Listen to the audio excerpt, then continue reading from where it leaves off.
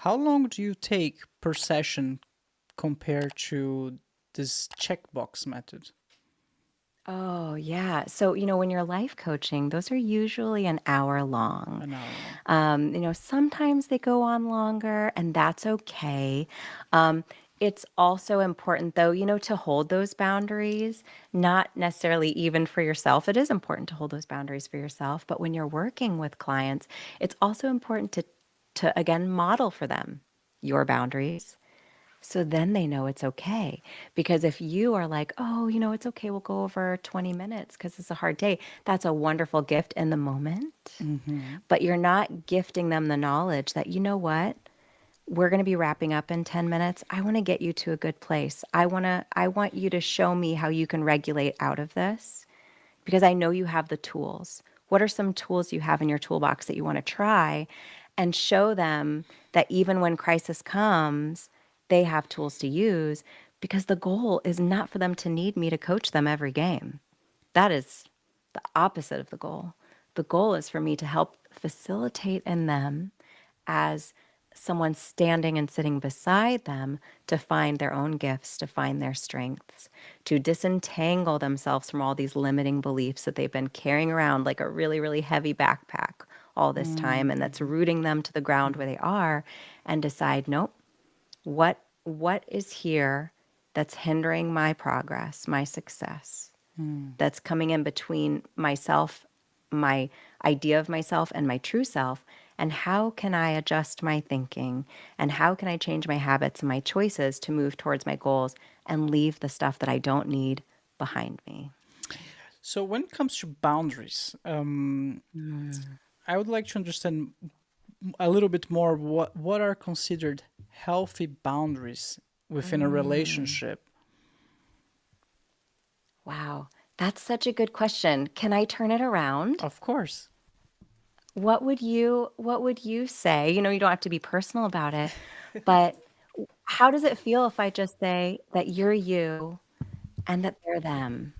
Like, imagine it's like a political conversation, Oh right? Like, wow. that's an easy way to get really polarized really, really fast, right? Like, whoo, we're there already, right? Two-party system, and there's one person from one party and there's one person from another party, right? Woo, this is a charged situation, and they wanna talk. Well, what's the boundary that will keep us civil and so that we are in a place where we can walk away friends? Oh, that's a very interesting question because I never saw any of my relationships like that, like as a political party where we are Mm. kind of against each other. I always imagine like Mm. whenever I'm in a relationship, the mindset that I have is like we're together in this with the good and bad Yeah. and Yeah. what you gain in life, like good stuff for you. I'm happy for you because I'm also gaining indirectly, I'm also winning indirectly because Ooh. if you're happy, I'm happy. If I'm happy, you should be happy. So that's very Mm. interesting that you just broke it, you just separated, put one here and Yeah. one. That's very interesting. Well, I was like, Um, now that we're not stressed, right? Now mm, that we're in a place where we can think about this logically in our frontal lobes and our thinking part of our brains and not in our feeling and emotional part of our brains, it's easy to talk about what we do in our wonderful relationships, right? mm, They may not be perfect, but they're functioning and they're working for us and they're comfortable for us. But I think you really start to understand maybe some of the flaws or opportunities for growth in your yeah. boundary setting, or even what your boundaries are when you think, you're like, okay, where's a place I can go that really pushes me to the limits of that emotional connection? Like my emotions are kind of at the surface, right? They're Mm, almost there. I've got all this baggage and all this history. It's not even just mine, it's cultural, it's everybody's baggage, right? What truth would allow me to approach the situation and stay calm in my nervous system, stay centered in myself? What universal truth would that be? well, my my answer would be respect, Mm, and that's it. If I don't have the choice to yeah. take some time out, relax, decompress, and then come back in a more civilized stage, I would say respect, no matter what. Respect for their freedom to be them, to have their choices and their feelings. That included like a respect for uh, for them as a whole, as a person. Exactly. Yeah, And that includes all those things, right? of course. Yeah. Yeah. Res- Well, and that's wonderful. And of course it does. But then let's take a step back and think about the discourse we've had in our lives and the miscommunications and the times where things didn't go well, where it wasn't the, situation you explained before, where it's like, well, if you need me, I'm there, and if I need you, you'll be there, and we're going to have this push and pull and compromise, and it's going to be beautiful because no yeah. matter what, we're going to respect each other, right? That beautiful relationship. I love it. And But oh, and And we have other relationships that we need to be able to cope with as well. And we need to really work on the skill set to do that ahead of time. And we need to, again, it's not about learning how to deal with that person, that problem. Oh, this person is such a problem. I need to learn how to deal with that. No, it's about doing that mindset work to kind of find out your little triggers and your little sinkholes that you can fall into and start like digging the wrong way or like digging down, down, down into it instead of climbing out and being like, whew, I've got solid ground under me. I don't have to keep digging here. I respect that, you are you and I am me. I'd love to have a discussion with you about it.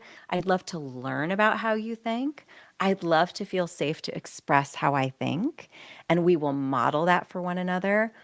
But it's not going to become a power play for someone leaving here believing in, buying into the other person's ideals. That may happen as an effect of what you discussed.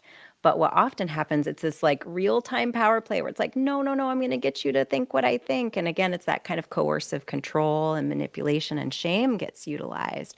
And that's not connection and that's not education. That's just kind of a fight.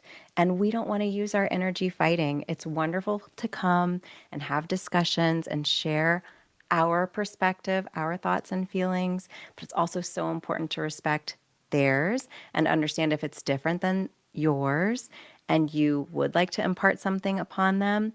Being dysregulated and kind of getting out of yourself and who you want to be isn't the way. It's more staying calm, staying centered, and showing a different way. Because maybe they're not going to respond to that in the moment. Likely they won't, but maybe they'll think about it later. So I think working on your boundaries and just saying, like, this is me. This is me. My nervous system is mine. My thoughts are mine.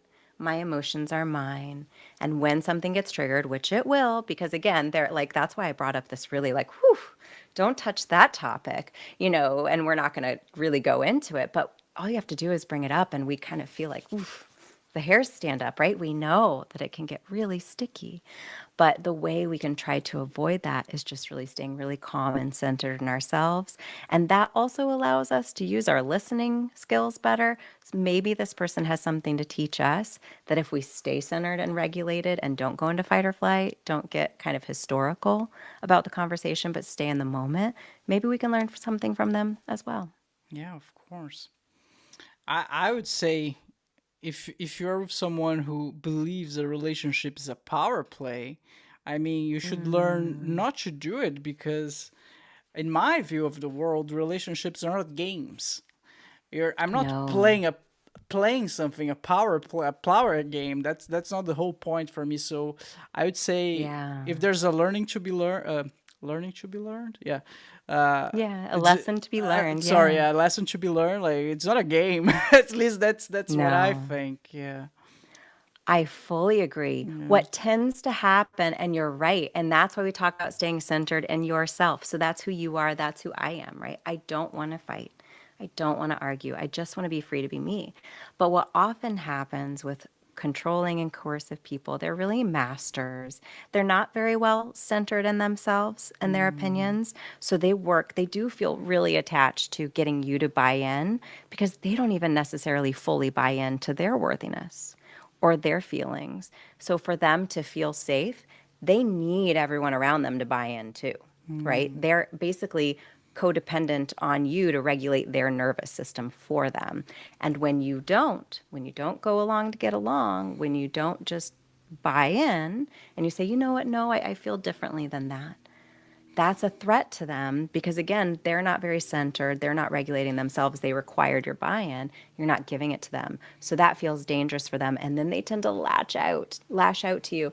And then what can happen if you haven't done that work and haven't become really centered in yourself, then you feel threatened because they're turning up the heat, they're turning up that controlling energy, and you're kind of thinking, well, hey, now I didn't do anything wrong. So then when we're a people pleaser or we're someone that maybe hasn't really invested in that self-work worth of and that work of understanding, me versus you, sometimes then we get pulled into that kind of tornadic force of that chaos. And then we want to defend ourselves and prove, well, no, I'm allowed to think what I'm allowed to think. But it sounds kind of almost ridiculous to someone who's very self regulated, maybe, because they're like, well, of course you are. But the thing is, so many of us are at that stage when we're 40, 35, 30, where we look back and we're like, why did I make those decisions? Why did I forfeit my youth? Why did I stay in that job? Why did I stay in that relationship? Why didn't I stand up for myself? You may have tried to, and again, some of these forces they pulled you in because you hadn't worked on that self-regulation to say that even when it gets really challenging, even when someone really, really, really wants to have me bite the bait, I'm not going to. Well, I think it's important to point out that not every relationship